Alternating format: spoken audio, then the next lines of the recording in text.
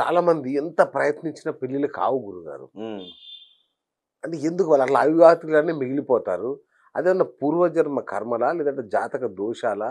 ఎందుకు వాళ్ళు పెళ్లి కాకుండా మిగిలిపోతారు? కొంతమంది అయితే కనుక వాళ్ళకి గ్రహస్థితి బాగోక ఓకే. ఆచరిస్తూ ఉంటారు. అచ్చా! గ్రహస్థితి అప్పుడు చూపించుకోరు. హ్మ్. పుట్టినప్పుడు చూపించుకోకపోయినా ఆ! కొన్ని కొన్ని సందర్భాల్లో వాళ్ళకి గ్రహ దోషాలున్నా ఓకే. ఇవన్నీ చూపించుకోకుండా ఉన్నవాళ్ళు కొంతమంది. అచ్చా! కొంతమందికి ఆ యొక్క ఆహ్, సంధి హ్మ్. అంటే వాళ్ళకి రాశిలో గానీ, పుట్టిన సమయంలో కానీ ఆ!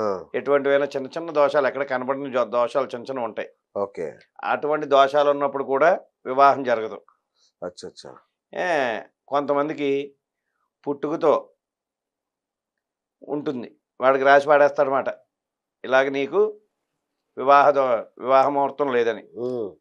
వాడు ఎంత ప్రయత్నించినా సరే ఎళ్లి అవ్వదు. అమ్మాయిని చూసి రావడమే తప్ప వివాహం జరగదు. బా! బా! బా!